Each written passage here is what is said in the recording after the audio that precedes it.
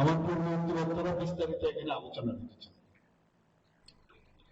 আমরা 35 বছরের রাজত্ব আমরা দেখেছি, তার আগেও আমরা রাজত্ব দেখেছি, কিন্তু আপনারা নিশ্চয়ই এটা উপলব্ধি করতে যে বর্তমান যে ডাবল ইঞ্জিনের সরকার, মাননীয় প্রধানমন্ত্রী শ্রী নরেন্দ্র মোদীজি এবং আমাদের ত্রিপুরা সরকার, শুধু ত্রিপুরাতে নয়, ভারতবর্ষের আমাদের বিজেপি নেতৃত্বাধীন যতগুলো সরকার আছে, এনডিএ সরকার, সেখানে আপনারা লক্ষ্য করবেন যাদেরকে আজ পর্যন্ত যে সরকারগুলোর নাম বললাম কোনদিন যাদেরকে নিয়ে চিন্তা ভাবনা করেননি, আজকে কিন্তু তাদের নিয়ে তাদের উন্নয়নের, আর্থসামাজিক উন্নয়নের জন্য এই ডাবল ইঞ্জিনের সরকার সে কাজ করছে। কিন্তু আপনাদের বুঝতে হবে, আমি জানি এই বুঝতে না দেওয়ার পেছনে অনেক ধরনের কলকাতি নারে বিভ্রান্ত করার চেষ্টা করে। অনেক সময় এক সময় স্ক্রিপ্টের বিষয় নিয়ে চলে আসে, এক সময় দখল নিয়ে চলে আসে, যে আমাদের এডিসির যে বিসি দখল করছে, এসব মিথ্যাচার নিয়ে মানুষকে বিভ্রান্ত করার চেষ্টা করে। একবার আর্থিক যে প্রবঞ্চনা সরকারের তরফ থেকে সেইগুলো নিয়ে চলে আসে, একবার এক সময় ঘটনা চলে আসে। বিসি ইলেকশন নিয়ে কালকে আমি আজকে নিউজ পেপারে আমি দেখছিলাম, অদ্ভুত এখানে একটা মিথ্যাচার, ঘুম থেকে উঠে কিভাবে বিভ্রান্ত করা। আরে আমরা তো রেডি, বিসি ইলেকশন করার জন্য তো আমরা রেডি আছি, কেন করবো না? কারণ ইলেকশন যদি না হয়, গণতান্ত্রিক পদ্ধতিতে যদি সেখানে গণতন্ত্র প্রতিষ্ঠিত না হয়, তাহলে তো মানুষের কথা শোনা যাবে। এখন তার রাজতন্ত্র নেই, গণতন্ত্রের মাধ্যমেই রাজকর্ম চালাতে হবে। আমাদের তরফ থেকে আমাদের সরকার 2018-তে এসছে, কিন্তু 2016 থেকে কিন্তু ইলেকশন হচ্ছে। আমরা চেষ্টা করছি বারবার, কিন্তু এখন বর্তমানে যারা এই ডিসিতে আছে ওনারাই নানাভাবে একবার এক কথা বলে। সুপ্রিম কোর্টে গিয়ে ওনারা সেখানে কেস করেছে, কিন্তু এমন একটা ভাব, কালকে নিউজ পেপারও দেখলাম যে জিতে গেছে। আরে জিতুক না, ভালো তো, আমরা তো রেডি আছি ইলেকশন করার জন্য, কিন্তু আসল ঘটনা তো এরকম না। আমরা এডিসি ইলেকশনের সাথে বিসি ইলেকশন করা যাবে কিনা তার জন্য আমাদের স্টেট গভর্নমেন্টকে একটা নোটিশ দিয়েছে, বাস। এটা 26 তারিখ তার এনলিস্টেড হয়েছে। আর এটাকে নিয়ে বগল দাবাচ্ছে, বগল খুব বাজাচ্ছে, অদ্ভুত। মানে এমন ভাবে সাধারণ আমাদের যারা জনজাতি গোষ্ঠী, তাদেরকে একভাবে লোকাল বডি তো আরো আছে, অনেক লোকাল মিউনিসিপ্যালিটিও আছে, ওদের সাথে তো আমাদের কোনো সমস্যা হয় না, সুন্দরভাবে চলছে। আমরা একে অপরের হাত ধরে আমরা চাইছি যে মেইন উদ্দেশ্য হচ্ছে যাদের সম্পর্কে কেউ কোনোদিন ভাবেনি, এমন একটা সন্ধিক্ষণে আমরা এসেছি। এরকম একটা সুন্দর দিন মাননীয় প্রধানমন্ত্রীদের নেতৃত্বে সরকার চলছে। এমনিতে হচ্ছে না তো, একের পর এক রাজ্য যেগুলো আমরা 27 বছর কোনোদিন জিতিনি, সেগুলো আমরা জিতছি। 25 বছর ধরে আমরা 20 বছর ধরে জিতিনি, সেগুলো আমরা জিতছি। তো মানুষ দেখতে পাচ্ছে যে একটা সরকার চালাতে গেলে তার স্বচ্ছতা এবং তার জবাবদিহিতা, তার অ্যাকাউন্টেবিলিটি, বিশ্বাসযোগ্যতা, সেগুলো আছে কিনা, তবেই গিয়ে আজকে এই বিজেপি নেতৃত্বাধীন সরকার সব জায়গায় আসে। পয়সা দিয়েছে, 18 নম্বর নাম হাজক বেড়ে আমরা দিয়েছি, একের পরে আমরা সেই কাজটা করছি।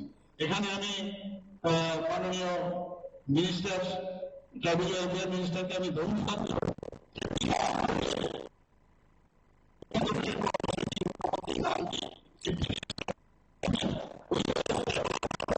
সেটা অনেকগুলো ডিস্ট্রিক্টে, আরো একটা ডিস্ট্রিক্টে চলছে। 1 কেজি 250 গ্রাম করে এক একজন বোনেদের দেওয়া হচ্ছে, এবং এতে করে প্রতি কেজি প্রায় 900 টাকা করে পড়ছে। আমরা মানুষের জন্য কাজ করছি, আজকে এই বিষয়ে আমরা করছি। 5 যারা করছে, আজকে আমাদের আনারস এগুলো সব জিআই ট্যাগ পাচ্ছে আজকে, সারা পৃথিবীর মধ্যে আজকে নাম হচ্ছে আমাদের, এত সুন্দর জিনিস। এবং গতকালও আপনারা জানেন যে ইউনিয়ন মিনিস্টার, এগ্রিকালচার মিনিস্টার এখানে এসেছিলেন, উনি বলছেন যে আমি আগরতলায় প্রান্তে, এর আগে উনি এসেছিলেন সংগঠনের কাজে, বলে এত পরিবর্তন আমি ভাবতে পারিনি। উনি যখন উদয়পুরে গেলেন বলে এত সুন্দর রাস্তা, আল্লাহ রে, আর এখন তো কিছু না, পড়লেন হচ্ছে এখানে ছচকর নেশা, বলে কে বলবো, বলে ছেড়ে ছেড়ে নশার নেশা রোড করলাম।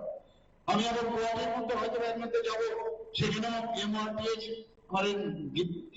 আমাদের যে নীতিনজি আছেন ওনার সাথে কথা বলবো, মাননীয় মিনিস্টার, ওনাকে যখন যেটা বলি আমি এই যে 6টা ন্যাশনাল হাইওয়ে তার বাদ দিয়েও আমি একটা কাগজে খালি লিখলাম যে স্যার আমাদের যে ন্যাশনাল ওয়ে, এই যে এই 08, এই সেই 08 কে আপনি বলে ন্যাশনাল ওয়ে দেখলাম 4 লেনের জন্য চুড়াইবাড়ির থেকে আমাদের এই আগরতলা পর্যন্ত আমাদের যে বাস স্ট্যান্ড আছে সেখানে অব্দি উনি অলরেডি কাজ শুরু হয়ে গেছে।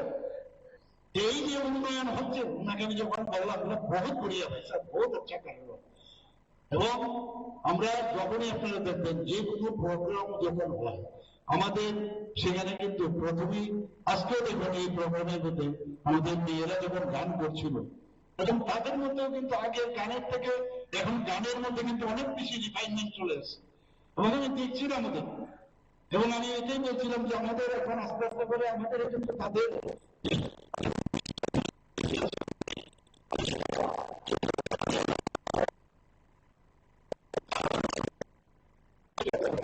যে তাদের কৃষ্টি সংস্কৃতি বাদ্য এগুলো যাতে নষ্ট না হয়, সেগুলোর জন্য আমরা বলছি কালচারাল একটা ইউনিট করছি, আমরা সেন্টার করছি এখানে।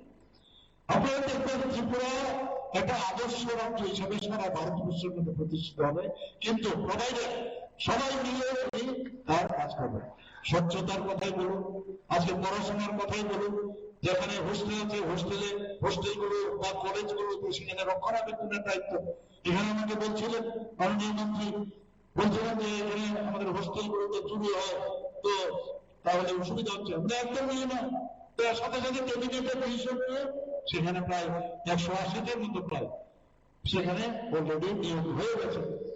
আমাদের জনজাতিদের আমরা চাই আমাদের ছেলে মেয়েরা, আমাদের জনজাতি ভাই বোনেরা, ওনারা যখন রাস্তায় বেরোবে রাত্রি 12টার সময় বেরোবে, কোন জায়গায় কোনো তাদের সমস্যা না হয়, ওরা দেশ সিকিউর এনাফ, এবং সেই জন্য আমাদের দিন আমরা কাজ করছি। আমাদের 50% মহিলা, তাদের জন্য আজকে আমরা মহিলাদের সশক্তিকরণের কথা বলছি আমরা, এবং সশক্তিকরণে আজকে আমরা দেখি তো 50% যদি সরকারি কোনো মানে স্টল তৈরি হয় 50% মহিলাদের দেওয়া হবে।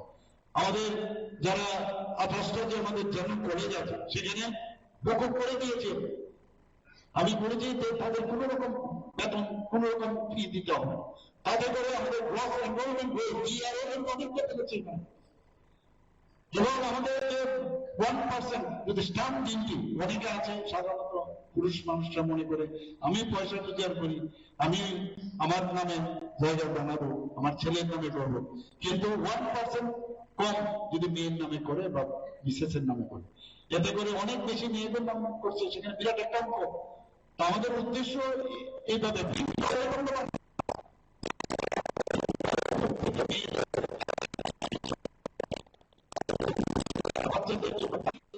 দেখি মহিলা থানা আমরা করেছি, এবারে সমস্ত জায়গায় তাদের সিকিউরিটির জন্য আমরা ন্যায় হেলথ থেকে আরম্ভ করে সব জায়গায় আমরা মহিলাদের যাতে তারা সুন্দরভাবে থাকতে পারে, ভালো রাখতে পারে সেই কাজ করছি। আগে তো এইসব নিয়ে কোনো কথা না, খালি গভর্নমেন্টের এগেনস্টে কাজ, গভর্নমেন্টের মানে কি উল্টাপাল্টা করছে, বানিয়ে বানিয়ে কথা বলা, এবং সমস্ত ডিস্ট্রিক্ট এবং সাব ডিভিশনে এই আমাদের যে স্কিম গুলো আছে সেটাকে বাস্তবায়ন হচ্ছে কিনা। আমি জানি কোমলমতি জনজাতি তারা ভিতরে যায় অফিস, যে অনেক সময় কার কাছে যাবে, কোন অফিসারের কাছে যাবে, এর জন্য নির্দিষ্ট করে টিসিএস এর মানে মর্যাদা সম্পন্ন অফিসার রাখা হয়েছে সাব ডিভিশন লেভেলে এবং ডিস্ট্রিক্ট লেভেলে। এখন এখানে গিয়ে প্রাইভেট তার কাজই হবে তাদেরকে দেখা। আজকে এখানে বনধন বিকাশ কেন্দ্র, আমরা সেখানে 84 বনধন বিকাশ কেন্দ্র আমরা করেছি এখানে। এখানে এর আগে আপনারা জানেন 3টা হোস্টেল, এই মহিলা কলেজে একটা ট্রাইবাল হোস্টেল করেছি, আম্বেদকর কলেজ ফটিকরায় ট্রাভেল স্টিল হয়েছে, গন্ডাছড়াতে আমরা করেছি। এবং এই যে আবাসিক, একটু আগে আমার পূর্ববর্তী বক্তা বলেছেন, আমাদের সরকার আসার পরে 55 টাকা করে ডেলি দেওয়া হতো, সেখান থেকে এখন 80 টাকা আমরা করেছি। এবং আগামী দিন আমার এখানে ফিনান্স মিনিস্টার বলছেন, এবং আশা করি সেটা হবে, এবং নিশ্চয়ই সেটা হবে। এবং শুধু তাই নয়, যারা ক্লাস 6 স্ট্যান্ডার্ডে পড়ে, 6 স্ট্যান্ডার্ড থেকে 8 স্ট্যান্ডার্ডে, তাদের আগে এককালীন যে প্রি মেট্রিক বৃত্তি তাদেরকে দেওয়া হতো, বৃত্তি 400 টাকা বছরে দেওয়া হতো, এককালীন না, প্রি মেট্রিক বৃত্তি 400, সেখান থেকে আজকে বাড়িয়ে 1000 টাকা করা হয়েছে। পরে নানাভাবে মিথ্যার আশ্রয় নিয়ে কি বলছেন, আমার পূর্ববর্তী বক্তা বলেছেন যে মুখ্যমন্ত্রী ইংরেজ বিরোধী, ইংরেজি বিরোধী। আরে আমি কোথায় বললাম ইংরেজি বিরোধী? ইংরেজি ছাত্র পাইনি, আমাদের রাজ্যের হোক দেশের হোক, সেটা তো মেনটেন করতে হবে। আমরা আরেকজনের স্ক্রিপ্ট নিয়ে আমরা কখনো কেন লিখবো? সেটা হতে দেবো না, কোনো অবস্থায় দেওয়া হবে না। কিন্তু ওই স্ক্রিপ্ট রোমান স্ক্রিপ্ট উদাহরণ দেবেন যে এমন জায়গায় যদি রোমান স্ক্রিপ্ট যদি ওরা লেখে, মানে 8ম তফসিল যেটা আছে, এর শিডিউলের মধ্যে ক্লিয়ার কাট লেখা আছে যে কোনো ভাষা ফরেন স্ক্রিপ্ট যদি হয়, সেটাকে কোনো অবস্থায় রেজিস্ট্রি হবে না। তাহলে কেন বিভ্রান্তি করে তোমরা এই স্ক্রিপ্টটা করছো? নেক্সট জেনারেশন, আমাদের যে ছোট ছোট ছেলে মেয়েরা আছেন, ছাত্রছাত্রীরা আছেন, ভাই পরিশ্রম করতে হবে, কষ্ট করতে হবে। স্ক্রিপ্ট বানানো মানে অনেক জনজাতি গোষ্ঠী আছে এত বেশি বিদ্যান, তারা, তাদেরকে বললে সময় নিতে হবে।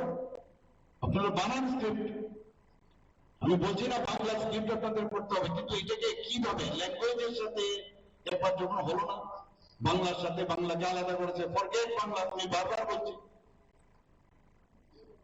কিন্তু ওই বলবে উনি ইংরেজি পড়তে দেন, আর ইংরেজির সাথে ইংরেজরা রোমান স্ক্রিপ্ট নিয়েছে, এটা তো তাদের ব্যাপার, আমি কেন রোমান স্ক্রিপ্ট নেব? আমাদের যে সভ্যতা ভারতবর্ষে, নিজেকে আমরা দাবি করি আমাদের এত দিনের আমাদের রাজত্ব আমরা এখানে করেছি, আর নিজেরাই এখন অন্যদিকে পরিচালিত করছে। আমাদের ছেলে মেয়েরা ভবিষ্যতে নেক্সট জেনারেশনকে কি বলবে? এই স্ক্রিপ্ট আমরা রোমান থেকে, ইংরেজদের থেকে আমরা সেটাকে ধার নিয়ে এসি। ধারের দিন চলবে না, নিজের স্ক্রিপ্ট নিজে বলি। আর আপনাদের যদি শেষ আরেক কথা বলবো, আমরা আপনাদের কথায়, বিশেষ করে আমার ইন্টারফেয়ারেন্সে যে মৌ হয়েছে তাদের সাথে, সে মৌতে আমরা অলরেডি লেখা আছে এখানে 6 মাসের মধ্যে কোন রকম আন্দোলন করা যাবে না। আর ডে 1 থেকে ওর আন্দোলন আরম্ভ করছে বিভিন্ন ভাবে। চলো, এই যে আজকে ইমপ্লিমেন্টেশন হচ্ছে না, তুমি আমাদের লোকদের মারবে, এবং শুধু তাই নয়, এখানে এই ফাংসা করে ফাংসাল লোকদেরই তুমি মারো ডেলি। প্রধানমন্ত্রীর যে প্রতি রোববার প্রতি মাসে ওনার যখন প্রধানমন্ত্রীর মন কি বাত অনুষ্ঠানে গিয়ে মারধর, যেন আমাদের এখানে প্রধানমন্ত্রী মন কি বাত অনুষ্ঠান উদ্ভব ব্যাপার, তো এটা তো চলতে দেওয়া যায় না। এখন অস্থির হয়ে গেছে। যখন বিশ্রামগঞ্জে গিয়ে বলছে যে আমাদের যে জিপি নিয়ে 3টা নাই, তাও কি এই যে গ্রাম পঞ্চায়েত বলছে কি না এটাকে এই রেকর্ড দেখা, আরে এগুলো তো ত্রিপুরাই তো, এটা ত্রিপুরার মধ্যে যেটা রেকর্ড, মানে গ্রাম পঞ্চায়েতের তো আছেই, এখানে বিসি কি করে নেবে? কোন অফিসারের শক্তি আছে ভাই বিসি নিয়ে যাওয়ার ক্ষমতা আছে? একজন বিসি, একটা বিসির যদি কোনো অংশ কোনো অফিসার নেয়, ভবিষ্যতে ওর চাকরি করতে হবে কিনা? অসম্ভব। কিন্তু এটাকে কিভাবে ঘোলাটে করা যায়, তো এইভাবে মানুষকে বিভ্রান্ত করছে। বন্ধুগণ, আমি আবার বলছি যে এই রাজনীতি বা এইভাবে রাজ্যকে পরিচালনার ক্ষেত্রে বিভ্রান্ত করে আমাদের জনজাতি গোষ্ঠীদেরকে অনেককে পেছনে রেখেছে। যে রিয়াং শরণার্থীদের জন্য দুর্বিষহ জীবনযাত্রা ওরা এতদিন ধরে দুর্বিষহ জীবনযাপন করেছে, তারপর তাদের সাথে কোয়াড্রিপার্টাইট আমরা এগ্রিমেন্ট করি, তাদেরকে পুনর্বাসন দেওয়ার ব্যবস্থা করেছে। তাদেরকে পড়াশোনার ব্যবস্থা করেছি, তাদের ফিক্সড ডিপোজিট রাখার ব্যবস্থা করেছি, রাস্তাঘাট, ইলেকট্রিসিটি, স্কুল সবকিছু দেওয়া হয়েছে। 500 কোটি টাকার প্রথমে প্যাকেজ দেওয়া হয়েছে। তারপরে তাদেরকে পুনর্বাসন নিয়ে বিভিন্ন সমস্যা হচ্ছিল, আপনারা জানেন। আমি মুখ্যমন্ত্রী হওয়ার পর আমি চেষ্টা করেছি যে তাড়াতাড়ি যাতে এটা ইমপ্লিমেন্টেশন হয়, এবং সেই জায়গায় আজকে 12টা জায়গার মধ্যে আমরা সেটা তাদেরকে পুনর্বাসন দিলাম। কত বছরে 23 বছর সময়, আপনারা ভাবুন। আজকে যদি এর আগে তো এদেরকে আজকে যে কথাটা বলছেন, বড় বড় কথা বলছেন, তখন তো আপনাদের দেখা যায়নি, দিল্লি দেখলে আপনার নামই জানে না, কেউ নামই কেউ জানতো না। আর যারা সরকারে ছিল তারা তো দুর্দার তাচ্ছিল্য এবং একটা অস্পৃশ্যতার জন্য একটা অবস্থা এরকম ছিল। আর আমাদের সরকার আসার পর কোয়াড্রিপার্টাইট করে তাদেরকে পুনর্বাসন ব্যবস্থা করেছেন। আর 500 কোটি টাকা থেকে আরো 300 কোটি টাকা বাড়িয়ে 800 কোটি টাকার প্যাকেজ করেছে। বুঝতে হবে। এবং শুধু তাই নয়, তাদের সাস্টেনেবল, যাতে তাদের জীবন যাত্রা ঠিক থাকে। কারণ আমি টাকা দিলাম, বাড়ি দিলাম, ইলেকট্রিসিটি দিলাম, রেশন দিলাম, তাহলে হবে না। যারা ইউথ আছে তাদেরকে ট্রেনিং দিয়ে, বিভিন্ন ভাবে ট্রেনিং দেওয়া হয়েছে তাদেরকে। আমি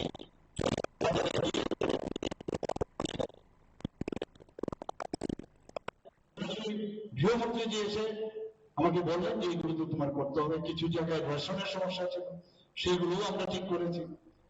এবং बार-बार আমি দেখেছি কেন্দ্রীয় নেতৃত্বের সবসময় বলে, আরে ये तो हमारा ही आदमी है भाई, इनको तो हम लोग को इतना दिन से प्यार नहीं मिला, इन लोगों को इनको प्यार देना चाहिए,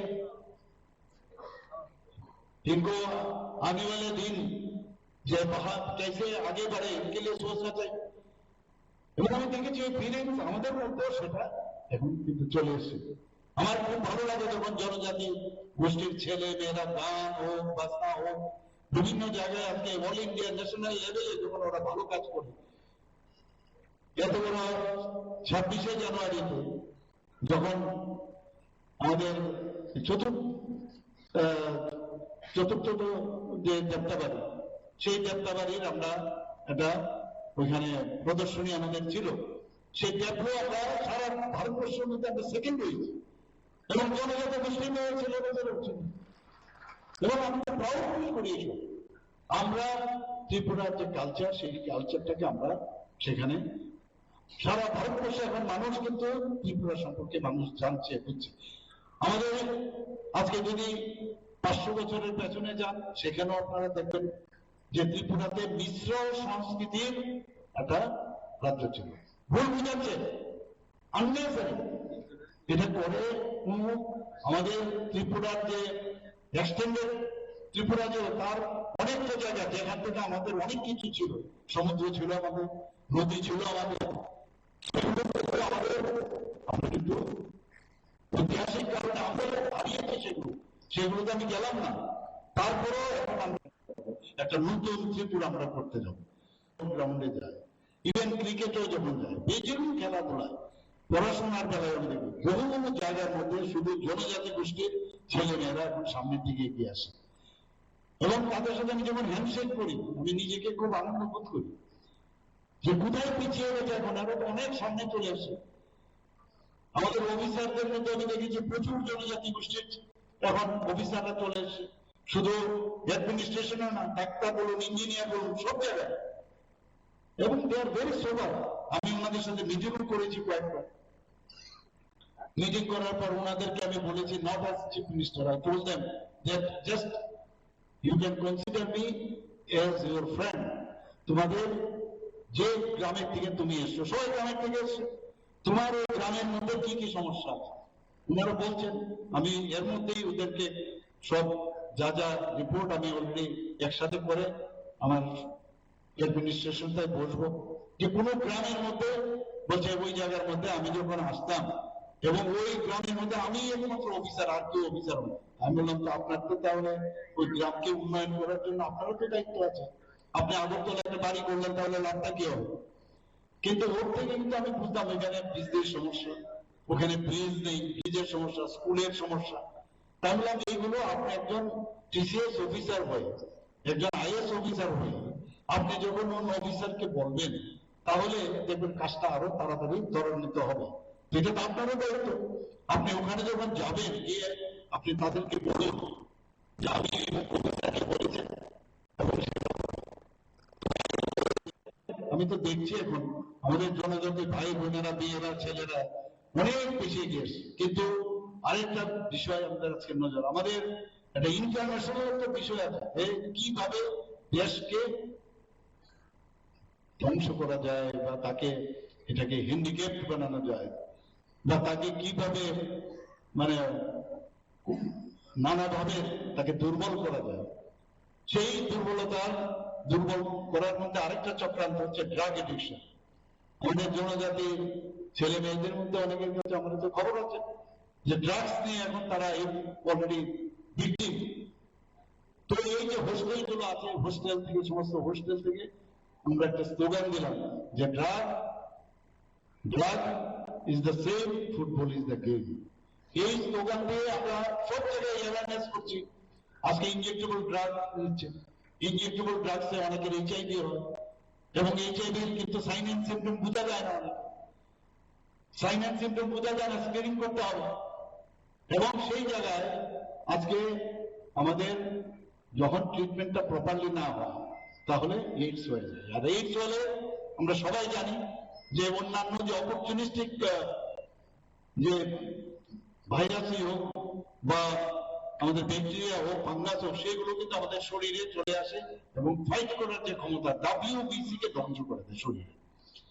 তো এইগুলো নিয়ে আলোচনা দরকার এবং এতে করে জেনারেশন টু জেনারেশন আমাদের ছেলে মেয়েরা কিন্তু নষ্ট হচ্ছে। এটা ইজিলি নিলে চলবে না, আমাদের ফিউচার আমাদের দেখতে হবে।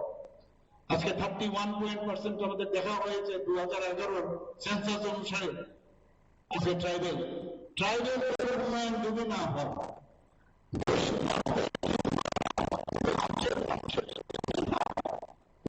রাজ্য উন্নয়ন হবে না, দেশ উন্নয়ন হবে না। যে কারণে প্রধানমন্ত্রীজি স্লোগান দিয়েছেন सबका साथ सबका विकास विश्वास सबका प्रयास। जनजाति विकास योजना जो है ये थर्ड फेज 25,000 करके दे रहे हैं और उसका सिलेक्शन क्राइटेरिया है। उस क्राइटेरिया के ऊपर 25,000 करके दे रहे हैं और आज जो थर्ड फेज में हम लोग दे रहे हैं ना उसमें अबाउट 4,100 लोगों को बेनिफिट मिलेगा। तो हम लोग चाहते हैं पूरा जनजाति को मतलब इन लोगों का मैंने पूरा फाइनेंस सोशियो इकोनॉमिकल कंडीशन अच्छा हो। इस बार आप देखिए जो बजट में भी अबाउट 45% के ऊपर इस बार जनजाति जो डिपार्टमेंट है उसी डिपार्टमेंट को रखा है दिल्ली में। तो इसका मतलब माननीय प्रधानमंत्री जी चाहते हैं जिनको आज तक कोई नहीं देखा, जिनके बारे में कोई नहीं सोचा, और ये हमारा ही आदमी है। जनजाति करके अलग क्यों, पहले हम लोग यहाँ क्या बोलते थे उपजाति, हम लोग उपजाति चेंज करके जनजाति हम लोग नाम दिए, हमारा सरकार पहले। इसीलिए उनको एक तो इनको इज्जत देना, उनको सम्मान देना, उनका जो समाजपति है इन लोगों को हम लोग सम्मान दे रहे हैं। 2018 के बाद 2019 से मैंने कंटिन्यूसली माननीय प्रधानमंत्री जी जो 2023-24 तक 8 व्यक्ति को जो अपना अपना स्थान में बहुत नाम किया है, काम किया है, इनको पद्मश्री दी है। इस बार भी आप देखिए जनजाति से गोष्ठी के एक पद्मश्री मिला है। और अब बहुत सारे जगह में आप देखोगे जनजाति अभी इतना अच्छा हो गया त्रिपुरा में, खेल कूद में देखो अच्छा काम खेल रहे हैं लोग। और बहुत सारे जगह हम लोग जनजाति एरिया में football ground, synthetic turf football ground बनाया, ऑलरेडी 2 जगह बन गया और 1 जगह बन रहा है। और पूरा त्रिपुरा में अभी इस तरह अबाउट 12 to 13 इस तरह फुटबॉल ग्राउंड बना रहे हैं और सिंथेटिक ट्रैक बनाया, उसके बाद स्विमिंग पूल बना रहे हैं। खेल कूद में देखो, पढ़ाई लिखाई में देखो, और एकलव्य मॉडल रेसिडेंशियल स्कूल माननीय प्रधानमंत्री जी ऑलरेडी 21 ऑलरेडी सैंक्शन किया है, 12 ऑलरेडी स्टार्ट हो गया, 6 और बाकी होने वाला है। ऐसे और बाकी भी होगा और 15 और बनने वाला है। इसके लिए मैंने दिल्ली में जाके इसका भी प्लेस किया। तो इस तरह जनजाति में अभी एक विश्वास आ गया ये बीजेपी नेतृत्वाधीन जो सरकार है वही खाली दे सकते हैं, बाकी कोई पॉलिटिकल पार्टी या सरकार कभी भी कुछ नहीं दे सकता। সর্বপ্রথম মাননীয় সেক্রেটারি মহাশয় বলেছেন এই যোজনার সম্পর্কে ব্যাখ্যা করেছেন। আমি যোজনা সম্পর্কে আর কিছু বলার আমি মনে করি না। আমার বক্তব্য হচ্ছে যেখানে রাজ্যে মাননীয় মুখ্যমন্ত্রী উপস্থিত আছেন এবং ক্রমান্বয়ে তিনি সারা রাজ্যব্যাপী সমস্ত জনজাতি অঞ্চলে গিয়ে রাজ্য সরকারের মাধ্যমে সরাসরি জনজাতি অঞ্চলের মানুষের জন্য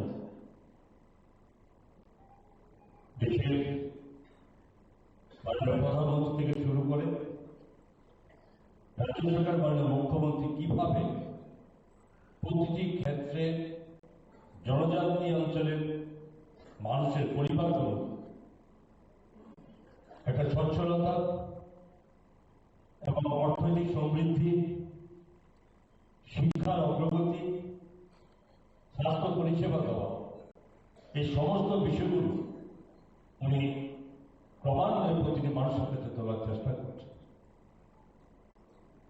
এবং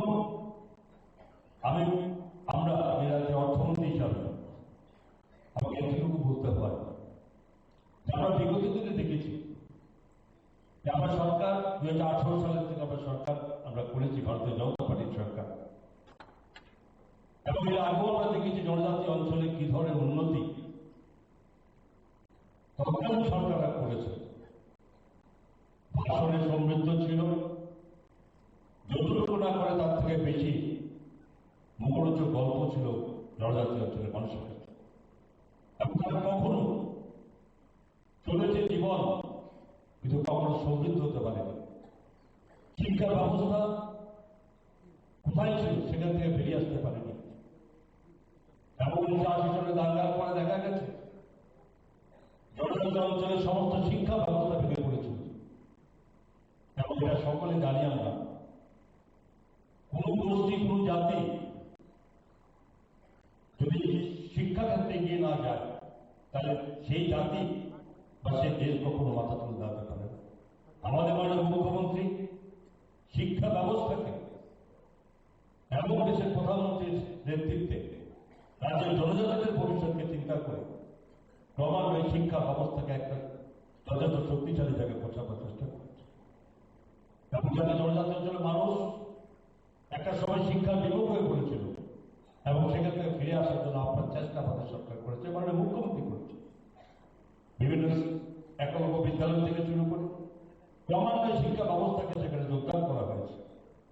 এবং শুধু তাই নয়, দেশের প্রধানমন্ত্রী কেন্দ্রীয় যোজনাতে প্রতিটি ছাত্রছাত্রীকে কি মাধ্যমিক স্তর কি উচ্চ মাধ্যমিক স্তর কি স্নাতক স্তরে পর্যন্ত প্রতিটি শিক্ষা ব্যবস্থাকে প্রতিটি ছাত্রছাত্রীকে বিভিন্ন স্কলারশিপ এবং বিভিন্নভাবে এগিয়ে দেওয়ার চেষ্টা করেছে। আমাদের মাননীয় মুখ্যমন্ত্রী রাজ্যের কোষাগার থেকে, এবং আপনারা সকলে জানেন যে আমাদের রাজ্যের অর্থনৈতিক অবস্থা সীমিত, আমরা কখনো ট্যাক্স চাপিয়ে যাইনি। গত 8 বছর যাবৎ আমাদের সরকার প্রতিনিয়ত চেষ্টা করেছে যে কিভাবে এ রাজ্যের সকল স্তরের মানুষকে, জাতি জনজাতি তফসিলি জাতি থেকে শুরু করে সমস্ত মানুষকে যাতে আমরা সঠিকভাবে তাদের অর্থনৈতিক অবস্থায় উন্নত করতে পারি। এবং তার জন্য জনজাতি অঞ্চলে বিশেষ করে আজকে এখানে এই বলতে হবে যে আমি কয়েকদিন দেখেছি, মাননীয় মুখ্যমন্ত্রী বললাম যে আমি দেখলাম মাননীয় মুখ্যমন্ত্রী একটা ঘোষণা করেছেন, এখানে ট্রাইবাল মিনিস্টার বিকাশ বাবু বলেছেন যে কোথায় যে ছাত্রদেরকে 80 টাকা করে স্টাইপেন্ড দেওয়া হতো। সেখানে মাননীয় মুখ্যমন্ত্রীর কাছে আবেদন করেছেন আমাদের জনজাতি, আমাদের ট্রাইবাল ডেভেলপমেন্ট মিনিস্টার আছেন, আমাকে একদিন বলছেন যে আমি 100 টাকা করে দেওয়ার চিন্তা করেছি। একটা জিনিস তো পরিষ্কার যে বাজেটে নির্ধারণ থাকতে হবে, কিন্তু উনি বলেছেন আমরা দেওয়ার চেষ্টা করেছি। আমি যখন মাননীয় মুখ্যমন্ত্রীর কাছে বললাম যেটা তো বাজেটে নেই, যে হঠাৎ করে যদি বাড়াতে হয় তো বাজেটে আপনার তো লাগবে, আমি তো বলে ফেলেছি, সঙ্গে সঙ্গে মানুষের আগে করে দিতে হবে। এবং সেই সঙ্গে আমি শুধু একটু বলার উদ্দেশ্য হচ্ছে কতটা আন্তরিকতা, কতটা ইচ্ছা যে একটা জাতিকে শিক্ষার আলোকে এনে তাকে শক্তিশালী করা হোক। খাদ্য দ্রব্য স্বাস্থ্য রোজগার সেগুলো চলছে ক্রমান্বয়ে, স্কিম আছে মাননীয় মুখ্যমন্ত্রী এবং কাছে কেন্দ্রীয় সরকারের মাননীয় মুখ্যমন্ত্রী এই সমস্ত কিছু আমি বলবো না, বলবেন মাননীয় মুখ্যমন্ত্রী ডিটেলস কথা বলবেন। আমি সেদিন বলেছি যে 37,773 মতো স্টুডেন্টস আছে যারা এই বিভিন্ন যারা হস্টেলে থাকে এবং তাদেরকে যদি আমরা দিতে হয় প্রায় 460টি হোটেল আছে, হোস্টেল আছে। আমাদের সরকার ডাইরেক্ট পরিচালিত করে কয়টা? 164টি। এবং তার মধ্যে যেখানে এনজিওরা চালায় 192টি, টিটিএডিসি চালায় 43টি। এই সমস্ত মিলিয়ে আমরা এই জায়গাতে লাগে কত, বর্তমানে আমরা দিচ্ছি কত, যেখানে 97,30,00,000 টাকা ছিল 80 টাকা করে প্রতিটা স্টুডেন্টের, আর যেখানে মাননীয় মুখ্যমন্ত্রী বাজেটটা আগে তাদেরকে দাও যাতে কোথাও কেউ পিছিয়ে না থাকে। সঙ্গে সঙ্গে আমরা ফেব্রুয়ারি মাস থেকে শুরু করেছি যে এই তাদেরকে 20 টাকা বাড়িয়ে মাননীয় মুখ্যমন্ত্রীর নির্দেশে আমরা 100 টাকা করেছি এবং তাতে কত লাগে 97.30 crores থেকে ছাড়িয়ে গিয়ে সেই জায়গায় এসে 121.60 crores, 121,63,00,000 টাকা। এক কথা মাননীয় মুখ্যমন্ত্রী বাড়িতে যাকে প্রায় 24,30,00,000 টাকা, যেখানে বেশি রাজ্য সরকারের এইবারে বাজেটের বাইরেও সেখানে জনজাতি অঞ্চলের যারা হোস্টেলে থাকে তাদের স্টুডেন্টদের এই ভাতা তাদেরকে বাড়িয়ে দেওয়া হচ্ছে। শুধু এই নয়, প্রতিটা জিনিসের যেখানে চলছে বহু স্কিম, ভারত সরকারের স্কিম আছে, পিএম জনমন স্কিম, ধরতি আবাস যোজনা স্কিম। এই রাজ্য সরকার এতটা নিষ্ঠার সঙ্গে মাননীয় মুখ্যমন্ত্রীর নির্দেশে কাজ করছেন, ট্রাইবাল ওয়েলফেয়ার ডিপার্টমেন্টের মন্ত্রী এবং তার সমস্ত সেক্রেটারি থেকে সমস্ত ডিপার্টমেন্ট খুব দায়িত্বের সঙ্গে কাজ করছেন বলে আজকে পিএম জনমন ধরতি আবাস যোজনাতে আজকে রাজ্য সরকার পুরস্কৃত হয়েছে, সেন্ট্রাল ন্যাশনাল পুরস্কৃত হয়েছে। এবং যথাযথ পুরস্কৃত কিভাবে? পুরস্কার তো এমনিতে হয় না, কোন যোজনা আসবে সেটা সঠিকভাবে ইমপ্লিমেন্টেশন করতে হবে, মানুষের কাছে পৌঁছাতে হবে। যোজনা করা যায় কিন্তু কতটা মানুষের কাছে পৌঁছায় সেটা হচ্ছে একটা দপ্তরের দায়িত্ব, সরকারের দায়িত্ব। আর সেই জায়গায় করেছে বলে আজকে ন্যাশনাল অ্যাওয়ার্ড 3টি পুরস্কার পেয়েছে। এবং এর বাইরেও যে আমরা জনজাতিদের উন্নয়নের জন্য আজকে যে প্রোগ্রাম মুখ্যমন্ত্রী জনজাতি বিকাশ যোজনা, এটা মুখ্যমন্ত্রী নিজে রাজ্য সরকার কোষাগার থেকে মুখ্যমন্ত্রী যোজনা করছেন। এখানে একটা যোজনা নয়, মুখ্যমন্ত্রী এটা সবাই জানি আমরা যে জনজাতির মধ্যে আবার নিয়ে যথেষ্টভাবে আগ্রহী এবং উৎসাহী আছে, রোজগার করছেন আরো বেশি পাবে সংগঠিতভাবে এবং সরকার সেখানে যাতে বেশি করে লাভবান হতে পারেন।